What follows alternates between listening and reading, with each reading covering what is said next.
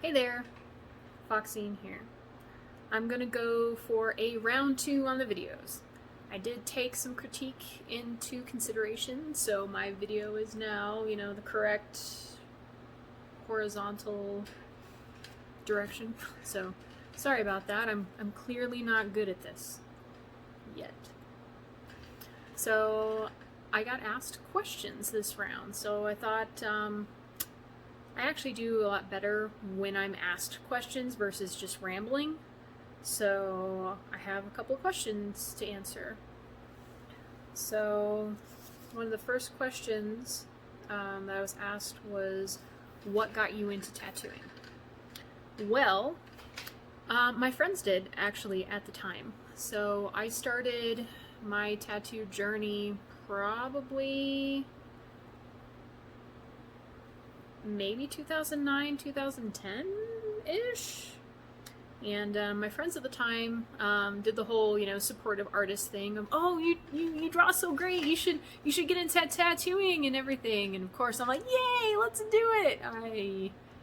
That's a whole other story there. But my friends got me a kit for Christmas, and kind of just started my journey from there. I think that the journey from start to today might be for a different video because it's a little long. I also got asked what was one of the first tattoos you did on yourself. The first tattoo I did on myself was actually a little fox with wings, which looked really terrible and has since been covered up. But one of my favorite tattoos is actually on my leg, and I'm going to do the weird video thing, and it's this guy right here, and it's my stupid Stunfisk, and it took me about 2 hours to do ish on my leg there. So there's that one. So not an earlier tattoo, but it's definitely one of my favorites. So I actually like tattooing myself. It's kind of a different animal on its own versus tattooing somebody else, because obviously, like, when you're tattooing somebody else, you don't have to battle your own pain, you just have to battle your client's pain. But I've kind of figured out my own trick to tattooing myself to minimize the pain, kind of. So it works. And this one's actually a good question. It's, what do you say to people who are scared of needles? So I actually hear that a lot. Oh, I can't get a tattoo, I'm scared of needles, which, no, that's a valid fear. Like, needles are scary, and I just,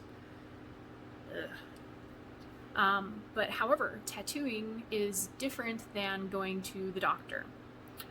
Whereas when you're drawing blood, donating blood, having injections and everything, it can go, those go intravenously or intramuscular, which obviously goes into your veins, your arteries, or into your muscles for like vaccines and stuff, or drawing blood obviously taken out of your arteries, or not your veins, sorry. That's terrible. I used to be an MA, so I should still remember some of this. Blood draws are from your veins. But whereas tattoo needles, they are still needles, but they're tightly grouped together to kind of form a brush. So that's pretty much how I kind of word it to my clients. It's like, don't think of it as I'm stabbing you with needles. Think of it as I am drawing in your skin with a metal brush. And they kind of just think about it for a little bit. I mean, I'm sure whoever's watching this is probably thinking, like, oh yeah, that's a great explanation.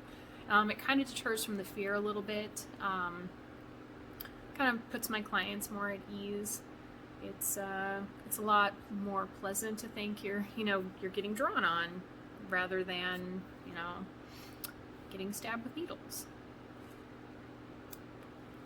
But yeah, that's what I have for like that question. Also, one thing I want to bring up is, since I'm still kind of new to this, I'm going to kind of chop and cut and paste my videos a little bit until I can kind of get a swing of things. I'm trying my best to do this as live as I can, but my thoughts get broken up and I get distracted and everything, so that's kind of like a little thing there as well. Along the lines of the whole needle thing, just kind of an idea of how tattoos work in general. When doing a tattoo, you are depositing ink within the second layer of the skin, and that's how it kind of stays permanent. It's just depositing that layer versus, you know, our top layer kind of sloughs off and we replace our cells and everything, but that second layer kind of regenerates the cells and everything, and where the pigment is at, your cells try to break it down, but they can't quite break it down, so the pigment stays. Where you get blur and where you lose the sharpness of your tattoos, because like when you first get a tattoo, it's nice and pretty, it's clean, it's nice, it's, you know, fantastic, it's great, your new tattoo. But I guess I'm trying to find like an example. So this tattoo here is probably about 3 years old now, versus this one here. A lot of my line work is a lot fresher, and reason being is, like, now I'm not 100% on this, but I did read it somewhere within my research that I guess the cells that carry the ink only replicate about 98% of themselves, 98 to 96% of themselves, and it loses some of that pigment and some of it's broken down within your body. So that's where you kind of lose that sharpness as you age, and as your tattoos age, they do blur out, and that's one of the things that you actually have to consider when getting a tattoo. A lot of times I'll get clientele that want these really tiny little single needle things that they find online, and they look adorable, they do, but that adorableness will not stay. So a lot of times I will try to convince my clients to get something a little bit bigger. I mean, especially with like script, like say you want the word love in script. There's that loop with the L, there's the O, and then the E.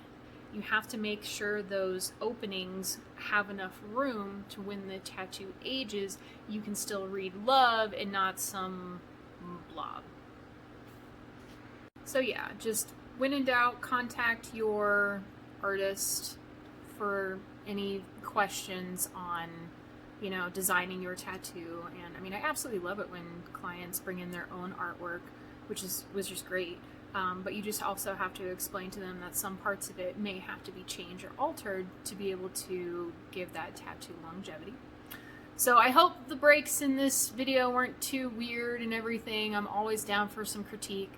I'm going to wrap this one up with this today, kind of going over the whole needle things and asking questions. But I'd love it if you would like and subscribe, and please leave me questions or comments on how I can improve. And I love answering questions, but here's for this round, and stay tuned for round 3 next week. Bye.